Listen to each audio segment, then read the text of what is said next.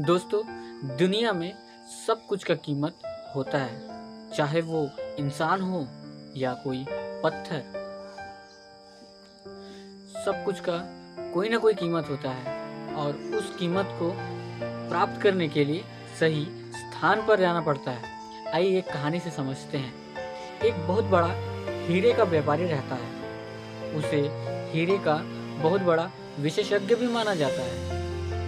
किसी कारणवश उसकी मृत्यु हो जाती है। कम ही उम्र में शादी हो चुका था और एक बच्चा भी था।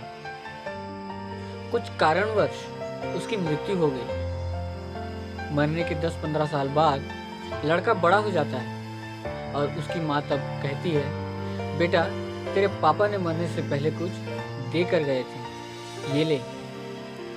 वो जो दिया था वो एक पत्थर था। और उसकी माँ कहने लगी कि इस पत्थर का कीमत तू पता कर, बाजार में जा और पता कर। ध्यान रहे, कीमत पता करने के लिए बोला गया है, न बेचने के लिए।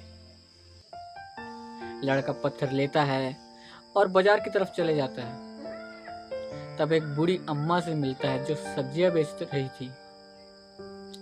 उसके पास वो पत्थर दिखाता है और वो बोलती है कि मैं तो 20 रुपए ही दे पाऊंगी। लड़का सुनकर आगे बढ़ जाता है। जाकर एक दुकानदार के पास जाकर बोलता है, भैया इस पत्थर का कीमत कितना होगी? तो वो दुकानदार बोलता है, मैं इस पत्थर का ज्यादा से ज्यादा 200 रुपए दे पाऊंगा।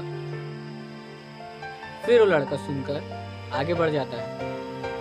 फिर एक छोटे मोटे सुनार के पास चले जाता है। उसके पास से बोलता है, इस पत्थर का कीमत कितना होगा? तो सुनार बोलता है, लगभग 20,000 तक दे पाऊंगा, इससे ज्यादा नहीं होगा। वो जवाब सुनकर लड़का फिर आगे चल देता है और एक बहुत बड़ा विशेषज्ञ के पास चले जाता है। हीरे का विशेषज्ञ। हीरे का विशेषज्ञ को इस पत्थर की कीमत पूछने लगता है। तो हीरे के व्यापारी जो रहते हैं, छानबीन करने के बाद बोलते हैं कि ये अमूल्य पत्थर है, इसका करोड़ों में कीमत है। लड़का चाहता 20,000 में भी बेच सकता था, पर उसकी माँ कही थी कि इसका मूल्य पता करो। वो बार बार इधर से उधर जाने लगा और कीमत पता करने लगा। उसी प्रकार आप भी अपनी कीमत को पता कीजिए। आप सस्ते नहीं हैं और सस्ते में ना ही बिके। कहानी से क्या सीख मिली है, कमेंट सेक्शन में ज़रूर बताइए।